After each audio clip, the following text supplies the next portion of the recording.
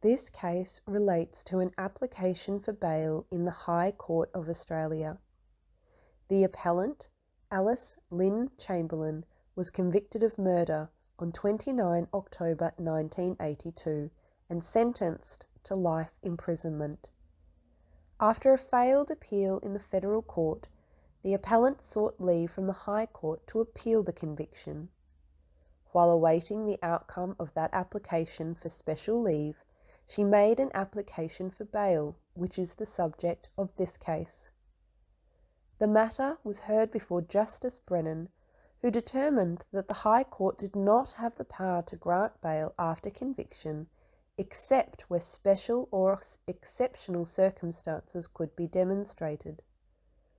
More importantly, he concluded that to grant bail after a jury had convicted an offender would challenge the decision of the jury and their function within our judicial system. The application was ultimately dismissed.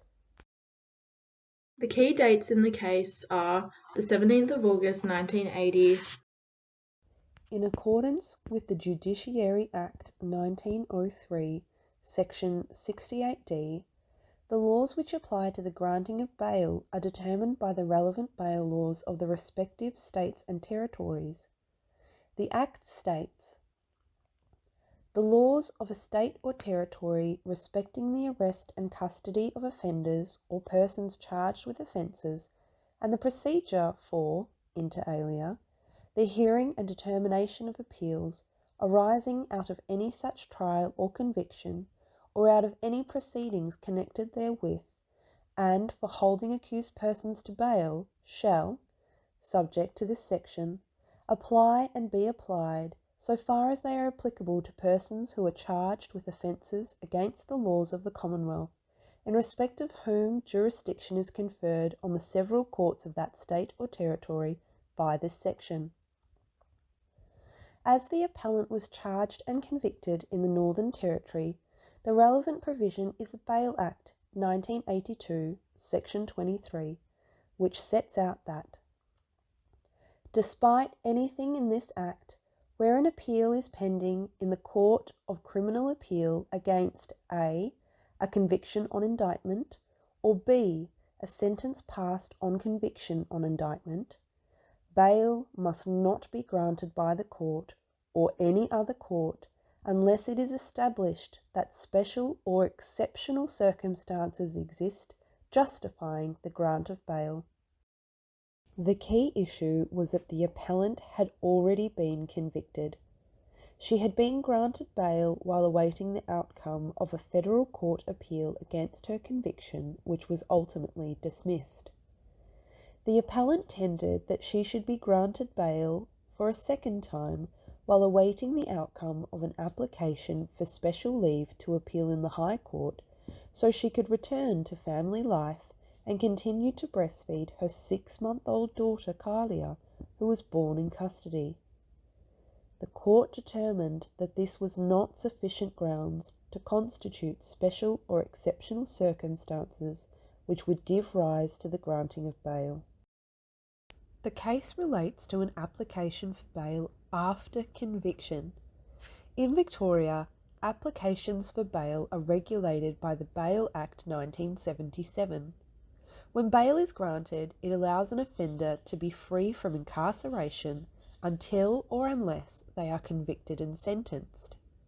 Such applications are made before conviction, as the offender is presumed to be innocent and entitled to remain at liberty.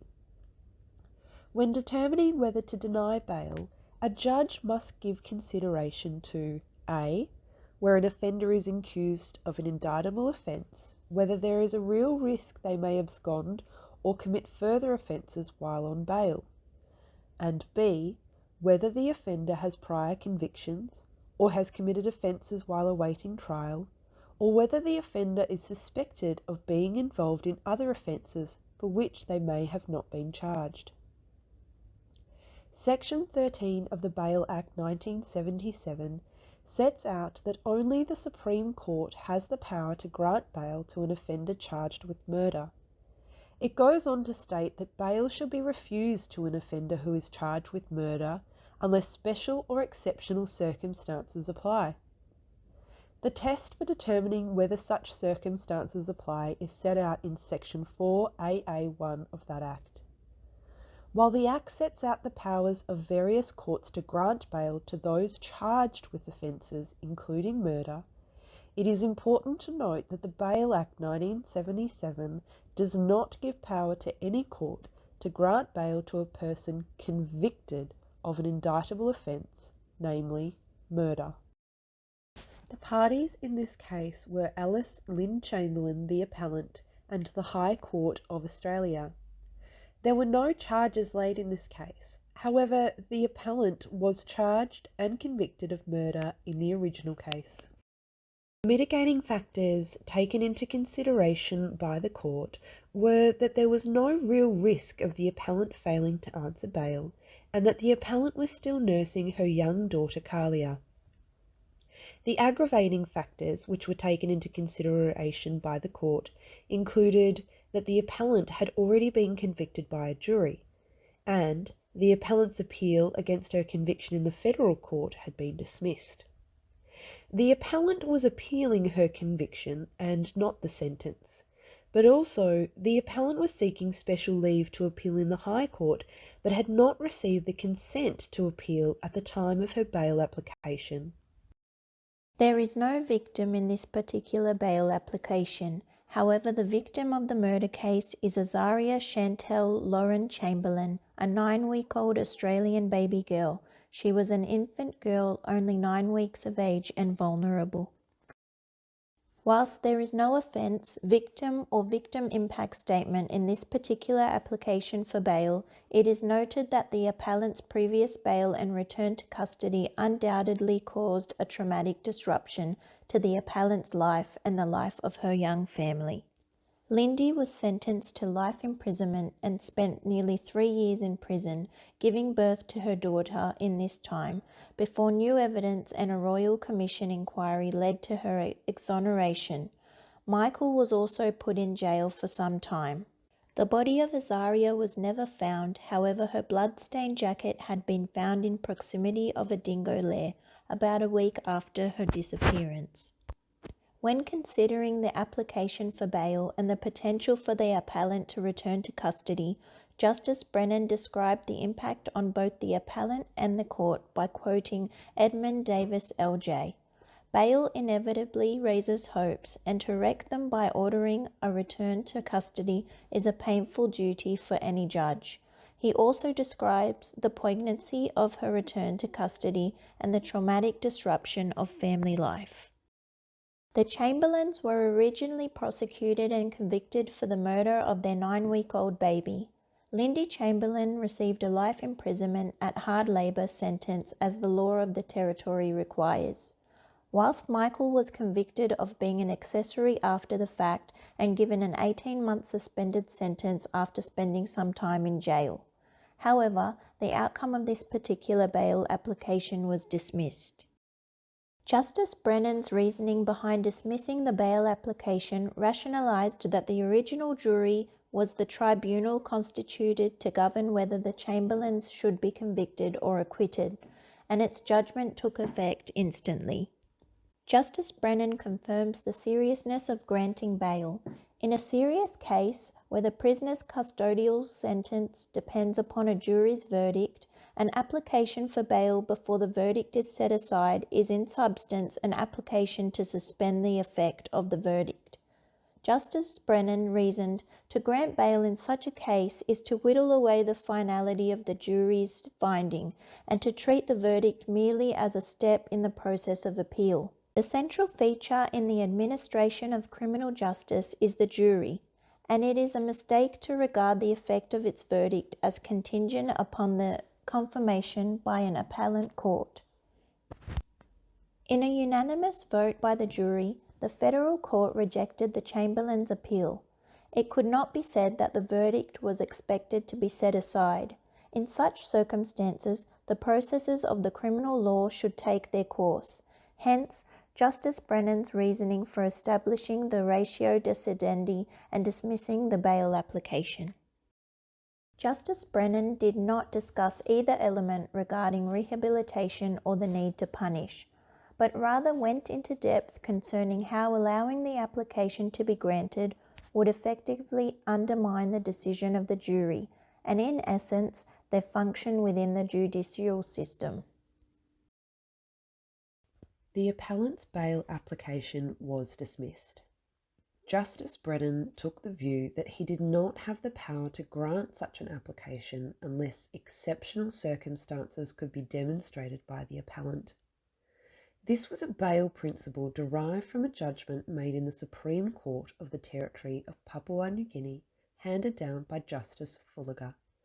It was followed by Justice Mason in Hayes v. the Queen 1974, and demonstrates the principle of parity, being that similar sentences should apply to cases of similar offences committed under predominantly the same circumstances.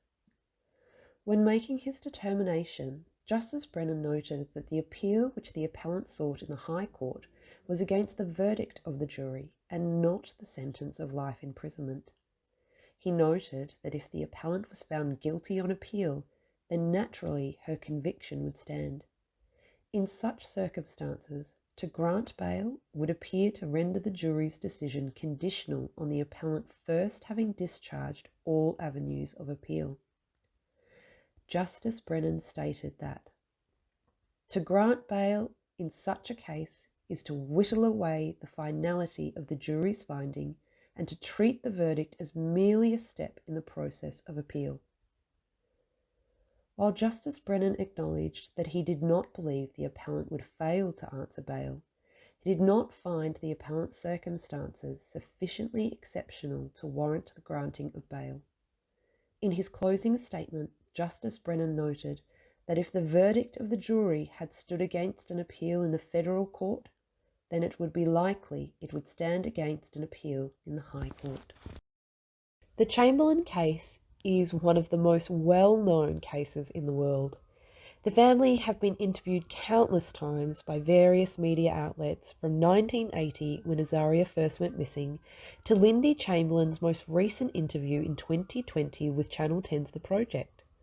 Perhaps the most iconic interview was with Ray Martin in 1983, which aired on 60 Minutes. However, it is important to note that the subject of this case has not received significant media attention or coverage since 1983. It is rarely referenced in the media or pop culture, and was brushed over in the famous film adaptation of the book Evil Angels by John Bryson, which starred Meryl Streep as Lindy Chamberlain.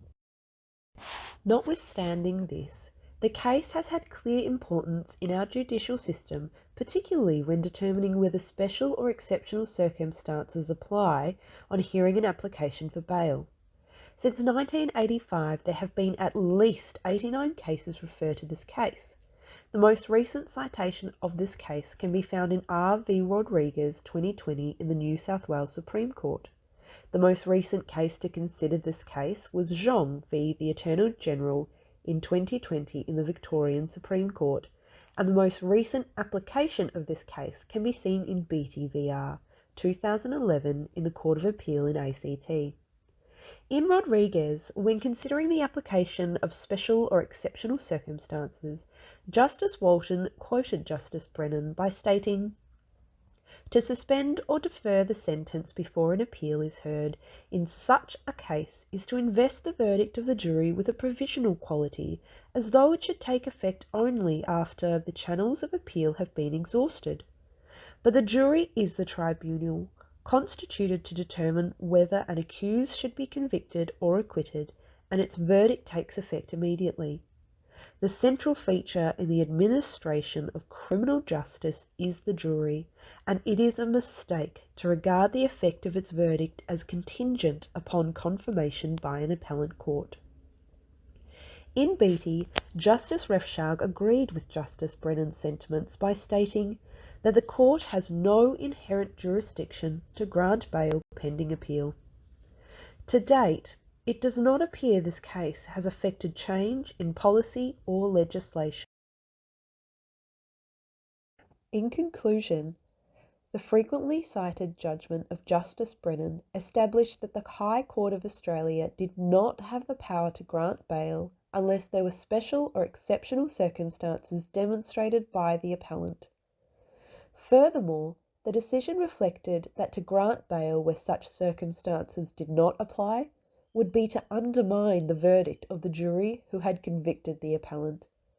It was for these reasons the application was dismissed.